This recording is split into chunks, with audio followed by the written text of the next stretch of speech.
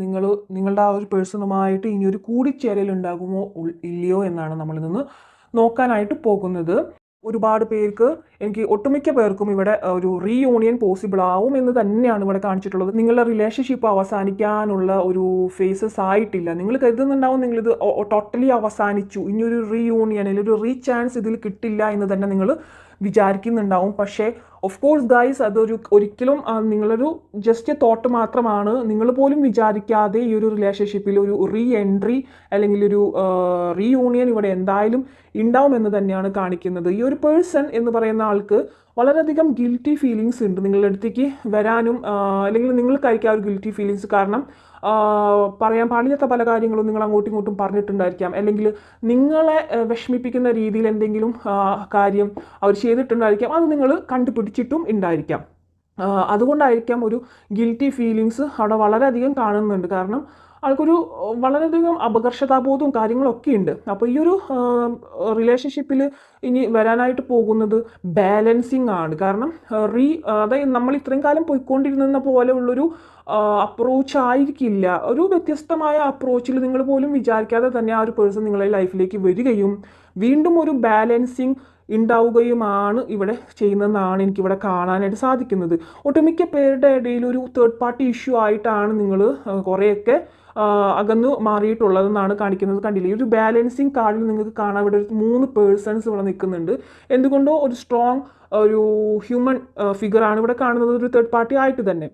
അപ്പോൾ ആ ഒരു തേർഡ് പാർട്ടി ഇതിൽ നിങ്ങൾ ഒരു റിലേഷൻഷിപ്പിൽ അല്ലെങ്കിൽ ഒരു സർക്കിളിലൊരു 3 പേര് എന്ന് പറയുന്നത് ഒരിക്കലും അവിടെ ഒരു ബാലൻസിങ് ആയിട്ട് വരില്ല എവിടെയും, അല്ലേ? അപ്പോൾ ഇവിടെ ബാലൻസിങ് എന്നുകൊണ്ട് ഉദ്ദേശിക്കുന്നത് ആ ഒരു തേർഡ് പാർട്ടി എല്ലാം റിമൂവ് ആയിട്ട് ഒരു നിങ്ങൾ രണ്ടുപേരും ഒന്നിച്ചിട്ടുള്ള ഒരു ബാലൻസിങ് ആണ് ഇവിടെ വരാനായിട്ട് പോകുന്നതെന്നാണ് കാണിക്കുന്നത്.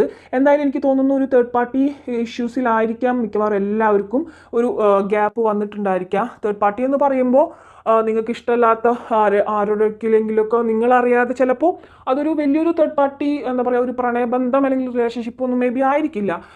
നിങ്ങൾക്ക് ഇഷ്ടമില്ലാത്ത ഒരു ആളുമായിട്ട് അവർ എന്തെങ്കിലും ഒരു ഇതിൽ വന്നിട്ടുണ്ടായിരിക്കാം. അതവരൊരു സിറ്റുവേഷൻ കാരണം നിന്നിട്ടുണ്ടായിട്ടുള്ളതായിരിക്കാം. അത് അവർ പറയാതെ തന്നെ നിങ്ങൾ കണ്ടുപിടിച്ചിട്ടുണ്ടായിരിക്കാം.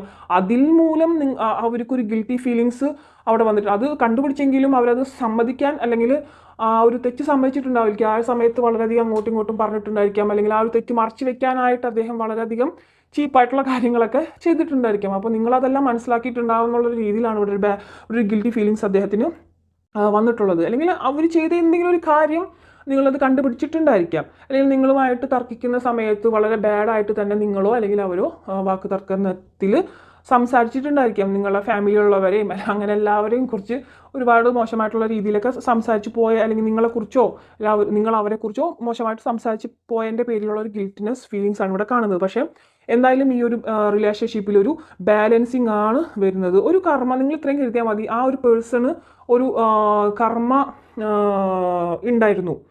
ആ ഒരു കർമ്മ അവർ അനുഭവിക്കണം എന്നുണ്ടായിരുന്നു. നിങ്ങളും ഒരു കർമ്മത്തിൻ്റെ ഭാഗമായിട്ട് അനുഭവിക്കണം എന്നുള്ളത് കൊണ്ട് മാത്രമാണ് ഇങ്ങനെ ഒരു സിറ്റുവേഷൻസ് നിങ്ങളുടെ ഈ ഒരു പ്രണയബന്ധത്തിൽ അല്ലെങ്കിൽ റിലേഷൻഷിപ്പിൽ അല്ലെങ്കിൽ ഒരു ഫ്രണ്ട്ഷിപ്പിൽ ഉണ്ടായിട്ടുള്ളത് നിങ്ങൾ മനസ്സിലാക്കുക. അവർക്ക് ആ ഒരു കർമ്മം മനസ്സിലാക്കണമെങ്കിൽ നിങ്ങൾക്കും ആ ഒരു കർമ്മം മനസ്സിലാക്കണമെങ്കിൽ ഒരു ഗ്യാപ്പ് ഇവിടെ അനിവാര്യ ഘടകമായിരുന്നു എന്നതാണ് കാണിക്കുന്നത്.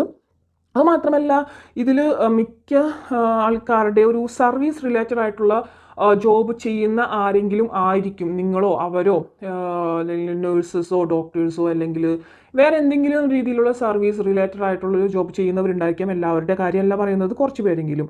പിന്നെ നിങ്ങൾ ഒരുപാട് പ്രയേഴ്സ് ചെയ്യുന്നുണ്ടായിരിക്കാം.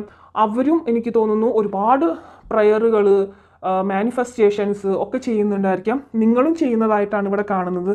നിങ്ങൾക്ക് നിങ്ങൾ ചെയ്തിരുന്ന ആ ഒരു പ്രയേഴ്സിന് മാനിഫെസ്റ്റേഷനൊക്കെ റിസൾട്ട് കിട്ടാനായിട്ട് പോവുകയാണ്. കണ്ടില്ലേ, പ്രയർ അവരും ചെയ്യുന്നുണ്ട്. പ്രയറുകൾ ഒരുപാട് പ്രയേഴ്സിലാണ് അവരിപ്പോൾ ചെയ്തുകൊണ്ടിരിക്കുന്നത്. അവർ നിങ്ങളുടെ കാര്യത്തിന് മാത്രമല്ല അവരുടെ ബാക്കിയുള്ള കാര്യത്തിന് അവർ പ്രയർ ചെയ്യുന്നുണ്ട്.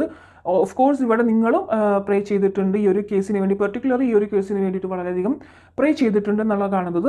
അവരിപ്പോഴും കൺഫ്യൂഷനിലാണ് ഈ ഒരു റിലേഷൻഷിപ്പ് ഇനി നിങ്ങളെ ആക്സെപ്റ്റ് ചെയ്യോ അല്ലെങ്കിൽ അവർ വന്നിട്ട് കാര്യമുണ്ടോ എന്നുള്ളൊരു കൺഫ്യൂഷൻ. കാരണം അത്രമാത്രം വളരെ വൾഗർ ആയിട്ടുള്ള കാര്യങ്ങളൊക്കെ നിങ്ങൾ പറഞ്ഞിട്ടുണ്ടായിരിക്കും, അല്ലെങ്കിൽ നിങ്ങളുടെ ആ ഒരു റിലേഷൻഷിപ്പ് അവസാനിക്കുന്ന സമയത്ത് ഒരു കോൺടാക്റ്റിലേക്ക് പോകുന്നതിന് തൊട്ട് മുമ്പായിട്ട് വളരെയധികം ഒരു സംസാര രീതിയിലൊക്കെ. അപ്പോൾ ഒരു കൺഫ്യൂഷനിലാണ്. ഇനിയിപ്പോൾ ചെന്ന് കഴിഞ്ഞാൽ നിങ്ങളൊരു ആക്സെപ്റ്റ് ചെയ്യുമോ, അല്ലെങ്കിൽ നിങ്ങളെ അവർ ആക്സെപ്റ്റ് ഇത്രയൊക്കെ പറഞ്ഞ് ഇത്രയൊക്കെ ഉണ്ടായിട്ട് ഇനി അവർ വരുമോ ഉള്ളൊരു കൺഫ്യൂഷൻ അവിടെ ഉണ്ടെന്നാണ് കാണിക്കുന്നത്. പക്ഷേ ഇവിടെ എന്തായാലും ഒരു ആക്സെപ്റ്റൻസ് ഫുള്ളായിട്ട് വരുന്നുണ്ട്. നിങ്ങൾ എന്തായാലും ഇനിയും ഫേസ് ചെയ്യേണ്ടതായിട്ടുള്ള കാര്യങ്ങൾ ഉണ്ടെന്നാണ് കാണിക്കുന്നത്. അത് മേ ബി നല്ലതും ആയിരിക്കാം ചീത്തയായിരിക്കാം, പക്ഷെ ജോയ് എന്ന് പറയുന്നുണ്ട് ഒട്ടുമിക്ക പേർക്കും ഇതൊരു ഹാപ്പിനെസ് ആയിട്ടുള്ളൊരു കാര്യം തന്നെയായിരിക്കണം. പക്ഷേ ഇവിടുത്തെ മെയിൻ കേസ് എന്താണെന്ന് വെച്ച് കഴിഞ്ഞാൽ ഇവിടെ ഒരു ടൈം പീരീഡ് ഉണ്ട്. എല്ലാവർക്കും പെട്ടെന്ന് ഇത് പോസിബിൾ ആവണമെന്നില്ല. നിങ്ങൾ ചെയ്യേണ്ടതായിട്ടുള്ള കാര്യങ്ങൾ നിങ്ങൾ ചെയ്തു എന്ന് ബോധ്യപ്പെടുമ്പോൾ മാത്രമേ യൂണിവേഴ്സ് അത് നിങ്ങൾക്ക് എത്തിച്ചു തരുന്നുണ്ടായിരിക്കുള്ളൂ. കാരണം ഈ ഒരു ഞാൻ പറഞ്ഞില്ല, ഈ ഒരു ഗ്യാപ്പ് എന്ന് പറയുന്നത് വളരെയധികം അനിവാര്യ ഘടകമായിരുന്നു. കാരണം നിങ്ങളുടെ അല്ലെങ്കിൽ ഒരു പ്രയറിൻ്റെ ആ ഒരു സ്ട്രെങ്ത് കൂട്ടാനോ അല്ലെങ്കിൽ മാനിഫെസ്റ്റേഷൻ പവർ കൂട്ടാനോ ഒക്കെ കൊണ്ടായിരിക്കണം ഇങ്ങനെയും ഇത്തരത്തിൽ കുറേ പേർക്കെങ്കിലും അങ്ങനെയും വന്നത്. കാരണം കുറേ പേരെങ്കിലും ദൈവത്തോട് അടുക്കണമല്ലോ. ദൈവത്തോട് അടുക്കണമെന്ന് പറയുമ്പോൾ നമുക്ക് ഒരിക്കലും നമ്മളൊരു ഹാപ്പിനെസ് ആയിട്ടിരിക്കുന്ന സമയത്തേക്ക് ഒട്ടുമിക്ക പേരും ദൈവങ്ങളെ ഒന്നും വിളിക്കില്ല. ഓക്കെ, നമുക്ക് എപ്പോഴെങ്കിലും ഒരു ദുഃഖങ്ങളോ അല്ലെങ്കിൽ ചെറിയ രീതിയിൽ എന്തെങ്കിലും ആഗ്രഹം സാധിത്തിനോ ആ നിമിഷത്തിൽ മാത്രമേ നമ്മൾ പോയിട്ട് ദൈവങ്ങളൊക്കെ കാണാനൊക്കെ ആയിട്ട് പോവുള്ളൂ. ഇപ്പോൾ പിള്ളേരാണെങ്കിൽ എക്സാമിൻ്റെ ടൈമിലൊക്കെ ആയിരിക്കും പോവുക, അല്ലെങ്കിൽ വല്ല കോമ്പറ്റീഷൻ ടൈമിലും. ഇപ്പം വലിയവരാണെങ്കിൽ അവർ എന്തെങ്കിലും കാര്യങ്ങൾ സാധിക്കുക അങ്ങനെയൊക്കെ. അപ്പോൾ അവർക്കൊക്കെ എന്ന് പറഞ്ഞു കഴിഞ്ഞാൽ ഇത്തരത്തിലുള്ളൊരു സിറ്റുവേഷൻസ് ഉണ്ടാക്കിയിട്ട് നിങ്ങളെ ദൈവത്തോട് അടുപ്പിക്കണം. മാനിഫെസ്റ്റേഷൻ പവർ എന്താണ്, മാനിഫെസ്റ്റേഷൻ ടെക്നിക്സുകൾ എന്താണ് സ്പിരിച്വൽ ജേർണി, ഇതൊക്കെ നിങ്ങൾക്ക് മനസ്സിലാക്കാനും കൂടി വേണ്ടിയിട്ടുള്ളൊരു ഒരു ജേർണി റിലേറ്റഡ് ആയിട്ട് വന്നിട്ടുള്ളൊരു ഒരു റിലേഷൻഷിപ്പായിട്ടാണ് എനിക്കിവിടെ കാണുന്നത്. പിന്നെ കുറേ പേരുടെ ഒരു എന്താ പറയുക, നിങ്ങൾ തന്നെ ഇപ്പോൾ പറയുന്നുണ്ടായിരിക്കും ഇതെന്ത് വിദ്യയാണ് എൻ്റേത്. കാരണം ഫെയ്ത്ത് എന്ന കാർഡ് കിട്ടിയിട്ടുള്ളത് ഞാൻ പറയാണ്, ഇതെന്ത് വിദ്യയാണ് എൻ്റേതെന്ന് പലരും ഈ ഒരു റിലേഷൻഷിപ്പിനെ കുറിച്ച് വന്നതിന് ശേഷം ഇവിടെ വിചാരിച്ചിട്ടുണ്ടായിരിക്കാം.